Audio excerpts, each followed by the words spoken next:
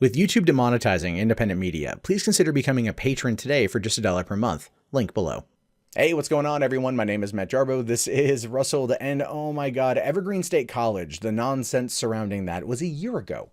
Can you believe it? It's been a year since Evergreen went on the map for being one of the most probably bigoted and racist schools out there, right? They basically took faculty hostage. They ran a couple professors off campus and they went crazy. And here's the craziest part about it. I live like 4 miles away from the campus. And trust me when I say this, no one in town likes these people. And the reason why they're able to pretty much get away with everything they are able to get away with is because the college is not located necessarily in the center of the city. It's removed from West Olympia. It's far back into the forest. It does take a couple miles to actually get there. So it's one of those things where it's very isolated and self-contained, and so they probably thought they could get away with it. And even after all the media attention and all the negative press from last year and the declining admissions and declining donations, they're still at it, but just in a way that's not going to end up getting them in the same amount of trouble. So it says here that Evergreen State to keep day of absence of white people event.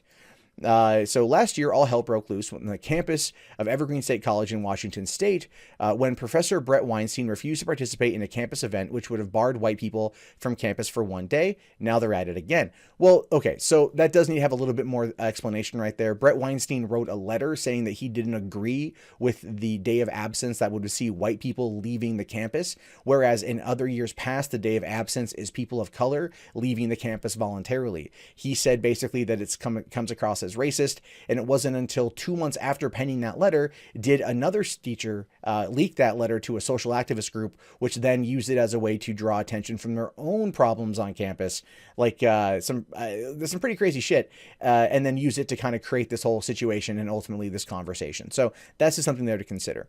Now, for refusing to go along with last year, Weinstein was verbally attacked by angry students who demanded his firing. Things got so out of control that student activists were reportedly roaming the campus with baseball bats, which is true. They also were told, and this would be the campus, or this would be the faculty and the administration telling the campus police chief and the police on campus to not engage, to not do anything.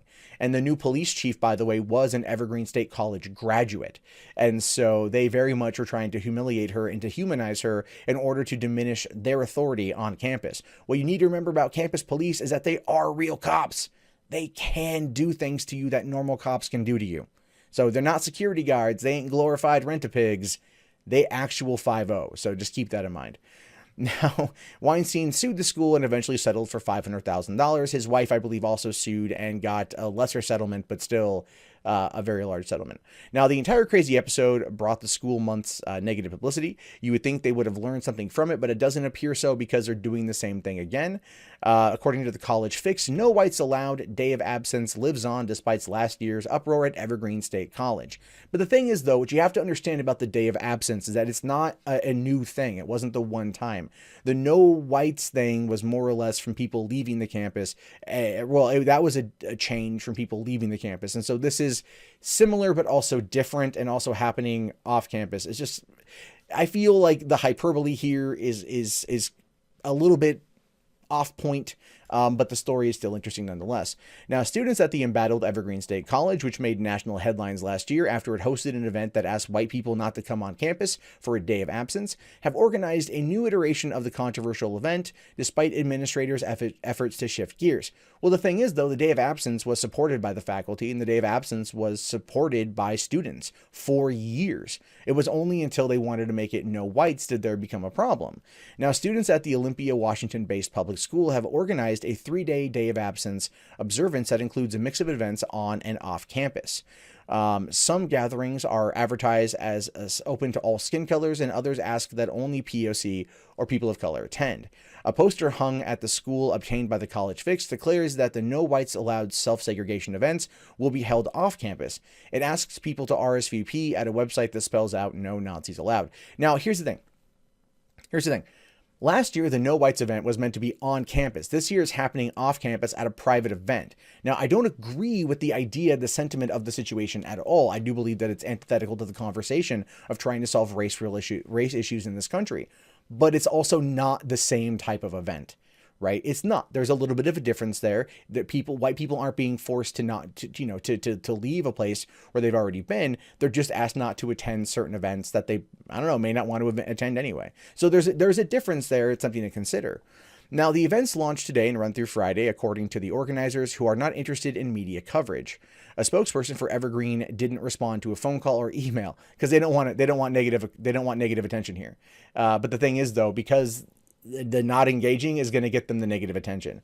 Now, here is a screenshot of the day of absence for the 16th through 18th. So it was yesterday, today, and tomorrow, which I had no idea was happening around town because no one's talked about it, and I haven't seen anything. And quite frankly, I'm watching Deadpool tonight, so that, honest to God, takes precedence over this.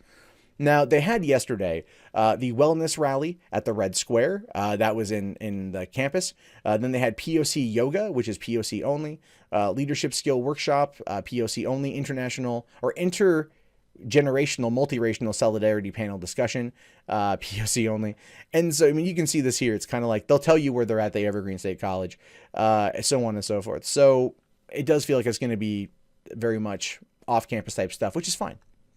If they want to do that, that's totally fine because that's their right to hold that event, right?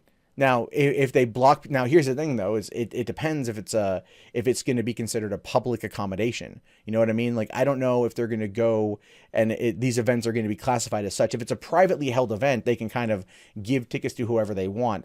Now, if white people show up and they want to go in and they're being barred from entry, that could be a problem.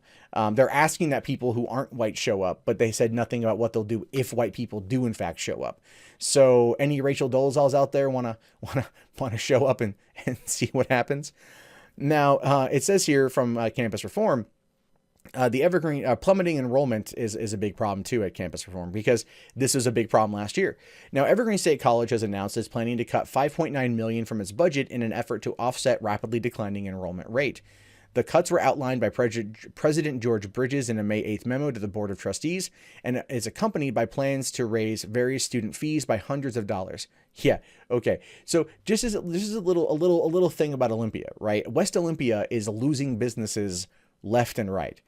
Okay, like as more and more people move to Western Washington in order to kind of move into the tech bubble that is in Seattle, and they do move south to the area I'm at, you figure more businesses would show up. They're not. They're actually losing businesses. There's an entire strip mall full of shops, only has 5 businesses in the entire thing. The rest of it is vacant. So much of West Olympia right now is vacant. And so raising these fees by hundreds of dollars is only going to make it so students have to take out more student loans to go further in debt, therefore making them still kind of, very reliant on the state, or they're going to not enroll because they can't afford the tuition increases.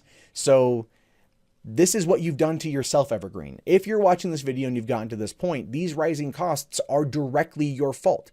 If you want to blame anyone, blame the organizers of the No Whites Only Day of Absence, because they're the reason that this happened. The people that went after Brett Weinstein, the people that brought the negative national attention upon the doorstep of the isolated, removed school, that is entirely your fault. Now, the announcement comes nearly a year after the college was rattled by riots following former Professor Brett Weinstein's decision to question the school's day of absence, which involved asking white students to leave. According to a report released by the Independent External Review Panel in April, the college is expecting a decline in applications for the fall 2018 semester of up to 20%, compounding the 4.5% decrease in fall 2017 compared to 2016. So 2016 things were okay. 2017, mid-2017, things went to hell. Enrollment dropped 4.5%, and now it's going to, quadruple. And this kind of stuff is not going to make it go any better. Trust me. Now, further declines in applications and enrollments are expected for the fall of 2018 based on current year-to-year data. This condition and the revenue shortfall it will create will present Evergreen with significant financial challenges that will not be short-lived. Which, listen, if I can talk freely for a second, this kind of bothers me because they have an indoor pool that I want to start using for exercise, and it's actually relatively affordable to use. So that's going to go up in price. Thanks. But that's just my own personal take on that particular side of things. Evergreen has got to come back from, they'll have to learn from this.